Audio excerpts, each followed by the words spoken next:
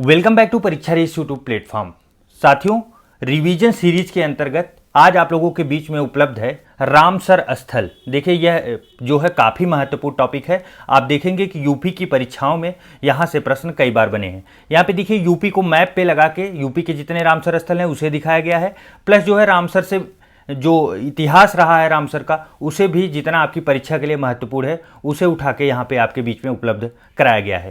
तो ये 5 मिनट का वीडियो आपके लिए काफ़ी महत्वपूर्ण होगा। आप देखेंगे कि यहाँ से आपके 1-2 नंबर जरूर कंफर्म देखने को मिलेंगे।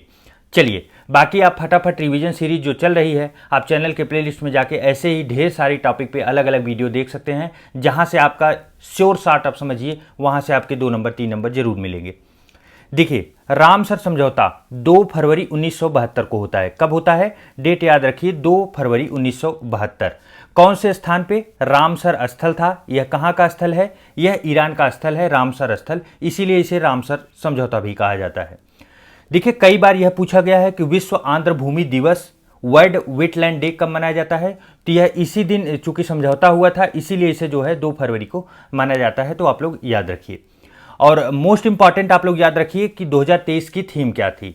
2023 की थीम थी वेटलैंड रेस्टोरेशन। यह 2023 चूंकि चल रहा है और इस समय की थीम यही है, आप लोग इसे जरूर याद रखिए। नेक्स्ट है, भारत में वर्तमान में कुल रामसर स्थल कितने हैं?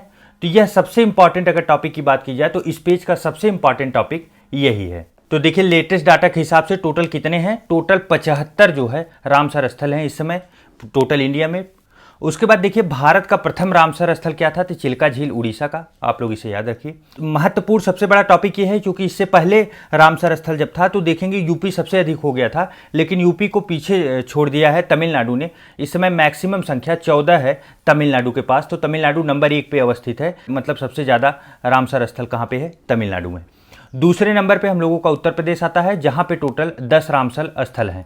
आप लोग यह याद रखिए, क्योंकि ये काफ़ी महत्वपूर्ण बन जाता है यहाँ से, क्योंकि उत्तर प्रदेश की परीक्षा के लिए ये 10 के 10 काफ़ी महत्वपूर्ण हैं। अब एक बार इन्हें देख लीजिए, फिर उसके बाद हम लोग इसे मैप पे देखेंगे। तो देखिए, एक सुर सरोवर जिसे कीथम नाम से जाना जाता है, यह कहाँ पे अवस्थित है? तो यह आगरा में अवस्थित है। उसके बाद सरसई निवार झील, यह कहाँ पे है? तो यह इटावा में है। उसके बाद समसपुर रायबरेली में है। और समन बर्ड सेंचुरी, यह कहाँ पे अवस्थित है? यह मैनपुरी में है। नवाबगंज बर्ड, यह उन्नाव में है। और बखीरा सेंचुरी संत कबीर नगर में है। पार्वती अरंगा, यह कहाँ पे है? तो यह गोंडा में है। और सांडी बर्ड, यह हरदोई में है। और ऊपरी गंगा, यह मेरठ और बुलंदशहर में अवस्थित है। और हैदरपुर जो है यह मुजफ्फरनगर एंड बिजनौर में अवस्थित है। अब एक बार इन्हें मैप पे हम लोग देख लेते हैं, तो ताकि जो है मैप पे देखने के बाद हम लोगों के ब्रेन में काफ़ी दिनों तक ये रहे और आसानी से हम लोग इसका प्रश्न बना सकें। देखिए, ऊपरी गंगा मेरठ बुलंदशहर, यहाँ से प्रश्न तो नहीं बनता, क्योंकि यह कई जिलों में अवस्थित होने की वजह से जो है इससे नहीं मिलता। बाकी इसका प्रश्न आप देखेंगे तो ये जिला मैच कराने के लिए मैक्सिमम पूछा जाता है। देखिए, सुर सरोवर आपका जो है, सुर सरोवर यह देखेंगे आगरा में अवस्थित है। और उसके बाद सरसई निवार झील, यह कहाँ पे? यह इटावा में अवस्थित है। कहाँ पे? इटावा में। इटावा यहाँ पे है। उसके बाद फिर समसपुर रायबरेली, कहाँ पे? समसपुर जो है यह रायबरेली में अवस्थित है। उसके बाद फिर देखेंगे समन बर्ड, यह कहाँ पे अवस्थित है? तो यह मैनपुरी में है। और नवाबगंज बर्ड जो है यह उन्नाव में अवस्थित है। और बखीरा सेंचुरी संत कबीर नगर में।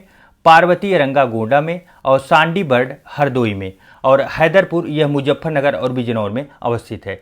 देखिए, जो है पीडीएफ आप लोगों को टेलीग्राम पे मिल जाएगा, तो आप लोग वहाँ पे भी जाके आसानी से इसे एक बार देख लीजिए, पूरा रिवीजन कर लेंगे, 1-2 बार पढ़ लेंगे तो आपको सभी याद हो जाएंगे लोकेशन के साथ, ताकि आप परीक्षा में जब मैच द फॉलोइंग करके, या तो ऐसा प्रश्न बनाया जा सकता है कि इसमें से कौन सा सही नहीं है, तो आप उसे आसानी से ढूंढ पाएंगे और आपका 2 नंबर से 4 नंबर कन्फर्म हो जाएगा किसी भी परीक्षा के लिए।